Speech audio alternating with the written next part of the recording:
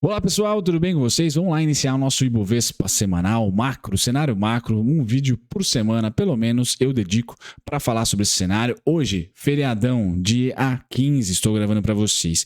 Esse vídeo aqui deve ir deve ir ao ar por volta da, sei lá, 6h30, tá? E logo em seguida, lá para as 9 horas, vai ter também um cenário não muito macro especificamente, mas mais conectado com contratos futuros, tá? Que eu fiz com o Gui lá no TC, na plataforma do Traders Club. Então, vocês recebem esse vídeo aqui, vai ter agenda de dividendos na descrição, tá certo? Outros links interessantes também sempre na descrição, no roteiro. Então, sempre eu vou deixar um roteiro para vocês, pessoal, na descrição e no primeiro comentário fixado, para vocês acompanharem a minutagem e clicarem especificamente onde vocês querem assistir, para não ficar muito longo. Prometo que esse vídeo aqui não vai ficar muito longo. Agenda de dividendos, cenário macro, tá? E também alguns outros links, mas esse vídeo aqui é mais conectado com minério de ferro, Vale, vamos falar sobre minério de ferro, vamos falar sobre Vale, conectado com Petrobras, petróleo, tá bom? Bem focado nessas duas grandes blue chips, e eu vou falar também um pouquinho de curva de juros, como é que está nosso DI, tá? Aquele cenário macro para a bolsa, e por final a gente olha no EWZ, como é que ele foi no dia de hoje, fechado a bolsa aqui no Brasil, mas lá nos Estados Unidos negociou. Beleza, pessoal? Bom, passamos para o disclaimer, vamos direto para o nosso PDF, nossa newsletter aqui, deixa eu passar para ela, tá? Com parceria com o Edu do Scanner da Bolsa. Essa newsletter, pessoal, uma vez por semana a gente distribui para vocês gratuitamente. Link vai estar sempre na descrição, tá? A newsletter do Scanner da Bolsa comigo, a gente passa ali uma semaninha para vocês, tá? Um resumão que eu vou passar basicamente tudo para vocês aqui, são 6 páginas, tá? Bom, rapidinho, quais são as ações que a gente está de olho? Olhando pullback, retração, setorial também pode ser interessante. Olha, Ambipar, Embraer, Ferbasa, Odontoprev, PetroRio, tá? Tecnos e VEG. Então a VEG também começa a entrar aqui. Eu fiz vídeo sobre a VEG hoje, tá? Então vou tentar deixar ou no card ou na própria descrição, no roteiro lá, para vocês clicarem e assistirem o vídeo da VEG, tá? Essa planilha aqui, pessoal, essa tabelinha, ela é semanalmente aprimorada e a gente vai tentar cada vez mais conectar essa tabela, tá? Com um pouquinho de cenário macro, já que agora o macro está fazendo bastante preço, tá? Oscilando bastante. Beleza? Mas eu tenho aqui, ó, eu acho que com o cenário macro é interessante olhar a Prio 3, tá certo? A VEG, não sei crescimento, eu comentei no vídeo, não tem um viés, pelo menos para médio prazo de crescimento para a VEG, acho que ela vai mais descansar lateralmente, tá? Então o vídeo é importante para definir suporte e resistência, tá? Aportes e rebalanceamento, basicamente isso, tá? Odontoprev, o cenário macro tá bem interessante, sim, pro ano que vem, tá? Bom, vamos dar uma olhadinha nas principais oscilações, pessoal. De sexta-feira eu não digo, eu vou pular lá para o mês, que eu acho mais interessante, a gente está rumando aí para metade do mês. O que mais sobe no Ibovespa no mês? Lame 4, Vale de 3 e a Centauro, são as 3 que mais sobem. Olhem aqui já um pouquinho do consumo dando o ar da graça, tentando dar o ar da graça, tá? Depois a gente vai para as maiores baixas, Stone, Grupo Natura, principalmente depois do balanço, tá? Braskem, Tesla, Eletromídia, algumas IPOs recentes, tá?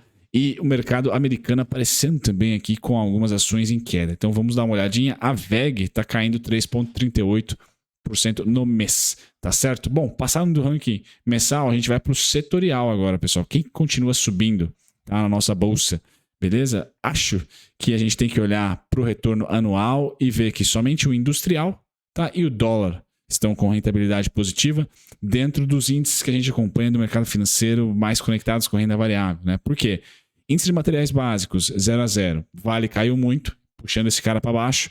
Nós já temos o IMAT negativo no ano, embora ano passado mais 50% de rentabilidade. Índice de energia elétrica cai 6,5%, muito puxado pelas geradoras, tá? Crise hídrica.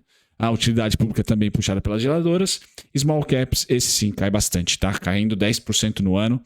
Se nós pegarmos do pico do ano, que foi julho, já cai mais de 20%, tá? Então, índice de small caps é muito importante olhar como esse cara vai fechar o ano, porque caso feche naqueles 15 mais, né, acima de 15, talvez próximo de 20%, a gente tende a ter um mau humor de small caps aí para mais um ano contratado, basicamente isso, tá? Tirando uma ou outra ali, tá? Então é importante, índice de consumo apanha pra caramba, índice financeiro estranhamente apanha. Quem tá mentindo dentro dos que caem aí? Índice financeiro, tá bom, pessoal? Não tem porquê o índice financeiro tá sofrendo tanto, tá? Pelo menos ele está comparado com o índice de consumo no ano. Então, o consumo está muito mais represado do que, por exemplo, a lucratividade financeira que os bancos podem vir a ter e já estão tendo. Feito isso, pessoal, aqui está um giro do dinheiro. Então, não tem muito como sair da bolsa hoje, na minha opinião, para o índice financeiro, que está com desconto e tem o macro menos desfavorável, tá? E a indústria que ainda exporta, commodity que ainda exporta, ou produtos como a VEG, por exemplo, que tem consumo lá fora intenso. Tá? São os dois setores ali que a gente pode tentar navegar. Outra coisa bacana aqui do relatório é o termômetro de mercado, tá, pessoal? Nesse momento, a gente tem aqui 35% das ações negociando acima da média de 20, tá? Então, tá legal, tá? Melhorou de uma semana para outra, não foi tão ruim, embora sexta-feira tenha sido um fechamento fraco, pessoal, de queda, tá?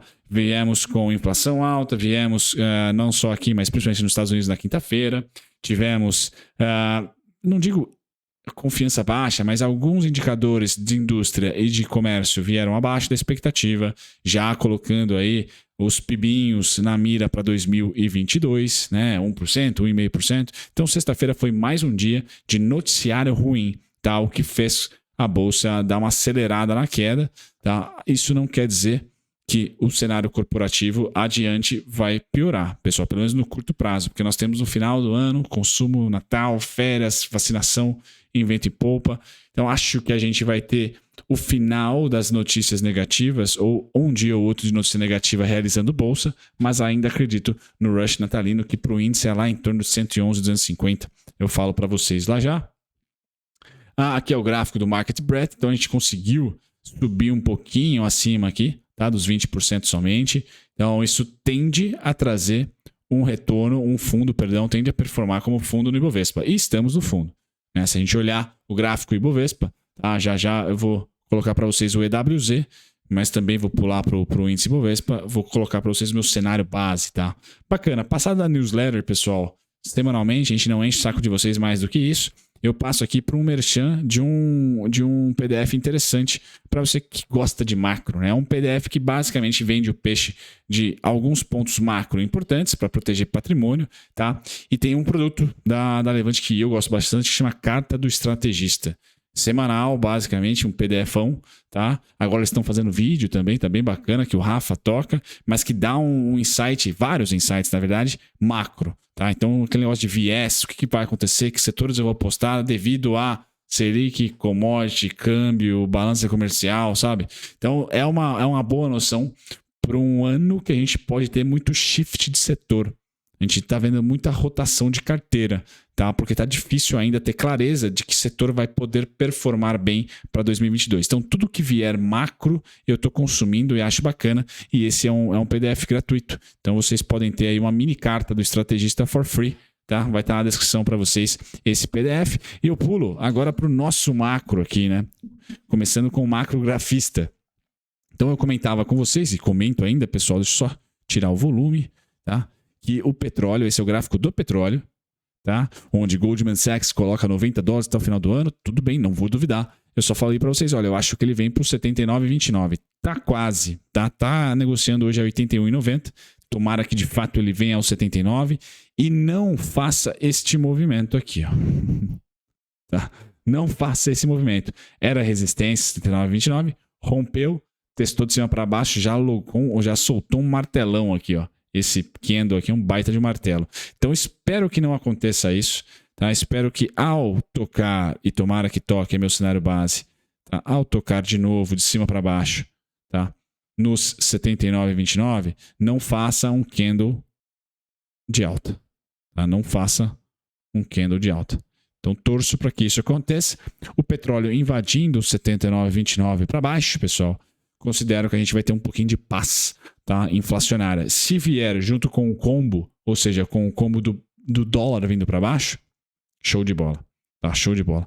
Bom, esse é um movimento de baixa para o petróleo que deve trazer um arrefecimento para o setor. Então, PetroRio, depois do fato relevante, já está arrefecendo e a Petrobras arrefeceu antes, né, devido aí a ruídos, certo? Então, acho que a Petrobras não tem muito mais aonde ir para baixo, tá? Se houver um crash do petróleo, que eu não acho, eu acho que ele vai ficar ali no 79, 80, 79, 77, 81. Vai ficar lateral, perdendo e ganhando $80.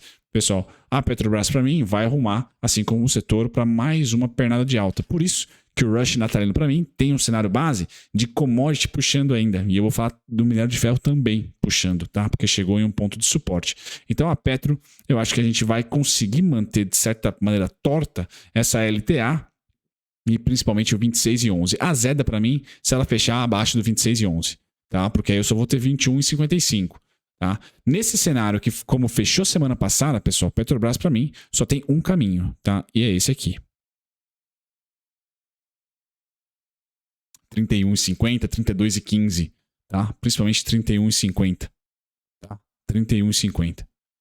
Certo, pessoal? Ela tá aqui ainda suportando algumas médias. Deixa eu pôr aqui, média de 200, tá? Média de 72.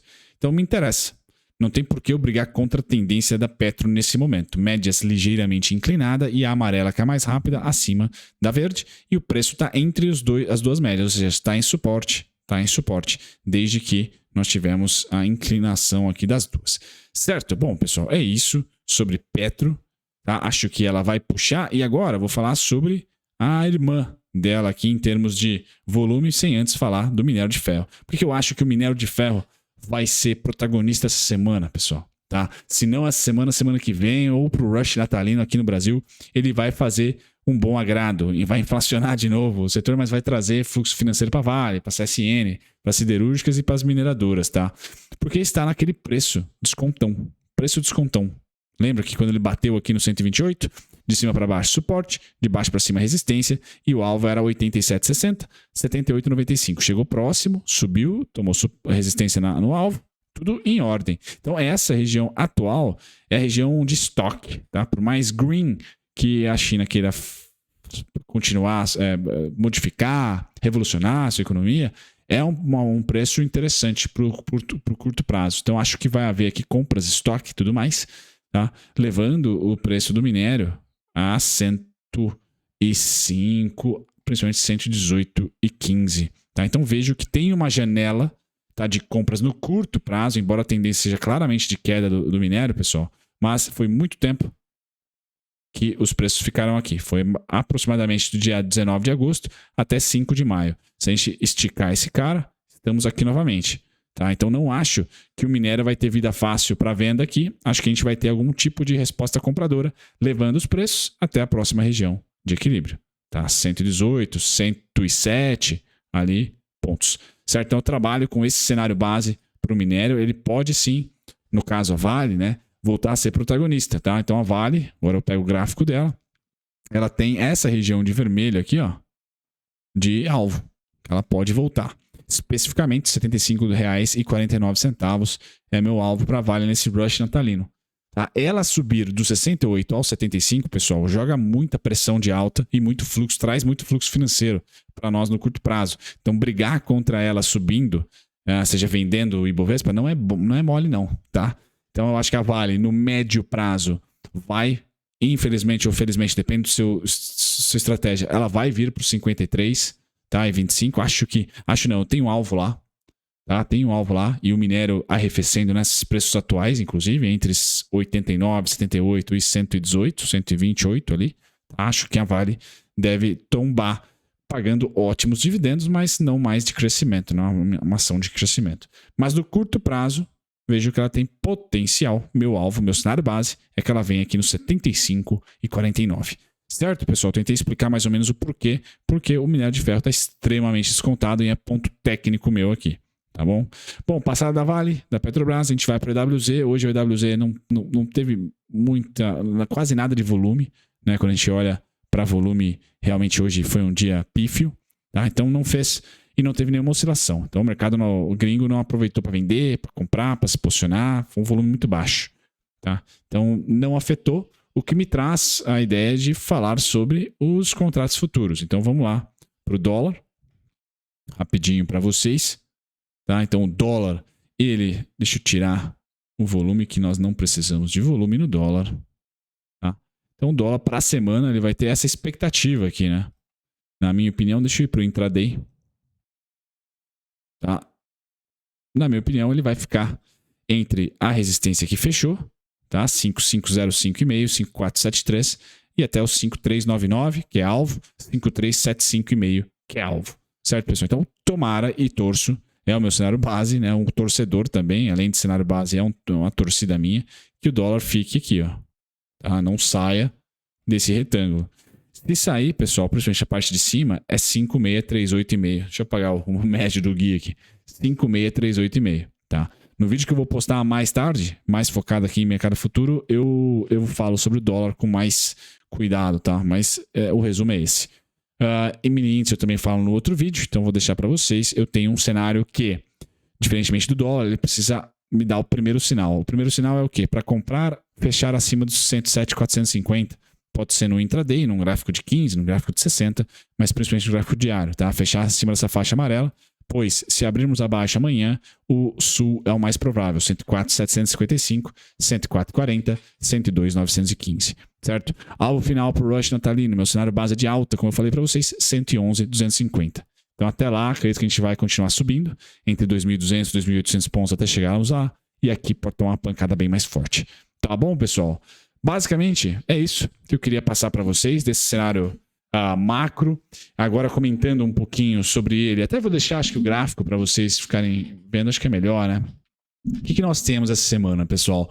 A gente tem o Senado começando a acelerar aí a aprovação ou não da PEC, tá? Colocando ou não mais coisinhas, tá certo? Então é muito importante ficar com pelo menos meio radar ali, tá? Porque pode vir algo novo, como mais uma emenda, mais um chute mais alto para o furo do teto. Tá? Eu acho que durante o final de semana, as entrevistas do Paulo Guedes, se não me engano, lá na China, né, foram positivas para o mercado, dizendo que, olha, ele lutou para caramba para não furar o teto, mas aí a ala política foi muito forte, foi ensurdecedora. Então ele meio que voltou a ser o Paulo Guedes defensor do teto. Acho que isso gera uma certa uma renovação de confiança, tá? O governo, ele vai ficar bem quietinho na dele essa semana. Acho que não vai ter nada de atrito de governo. Então a gente deve ter uma semana silenciosa com somente, governo que eu digo Palácio do Planalto, somente com o Senado na mira, tá? Fazendo preço. Senado não é tão barulhento quanto o Congresso. Então acho que vai ser algo que o mercado vai ter certa previsibilidade do que vai acontecer, tá? Então vamos ficar ligado nisso. Inflação nos Estados Unidos veio alta.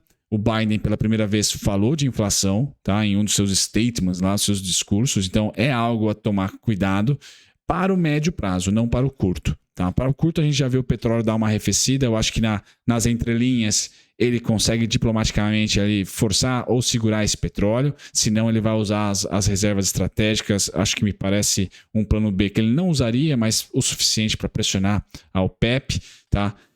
E então a gente começa a ver um mundo desenvolvido, tá? Tendo um pouquinho de calma inflacionária para o rush natalino. No pós, eu acho que as coisas vão acelerar. A gente tem a Olimpíada na China, um certo atrito China-Taiwan, que pode gerar muito problema para nós investidores, pessoal. Sim, guerra comercial é algo que pode ter epicentro, no caso, Taiwan, e isso deve ser assunto para o ano que vem. Para esse final de ano, eu ficaria muito conectado a payroll, inflação americana, política do tapering, acelera ou freia. Aqui no Brasil, eu ficaria, sinceramente, conectado com o PEC dos precatórios. Passou o PEC dos precatórios, é focar na sua carteira o que você quer fazer com ela em relação a rebalanceamento e novos aportes, porque a gente não tem muito o que ser feito de preço, tá? A gente vai passar para o ano que vem, corrida eleitoral.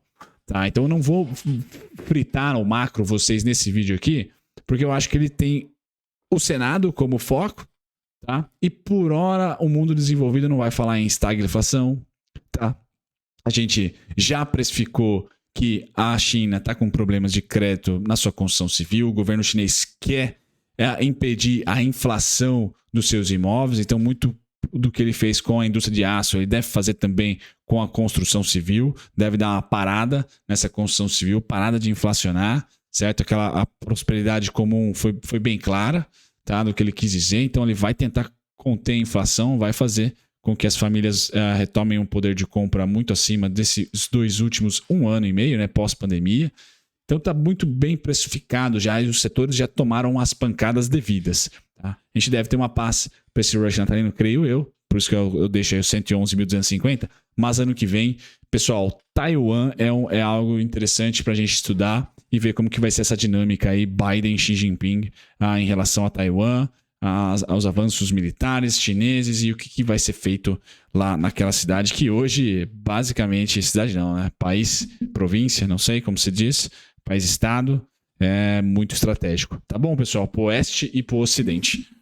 Pessoal, é isso. Espero que vocês tenham gostado. Até o próximo vídeo. Links diversos. Deem sempre uma conferida lá, tá? Prestigiando. Muito obrigado por sempre prestigiar, na verdade, né? Mas links na descrição e também no primeiro comentário fixado. Tchau, tchau.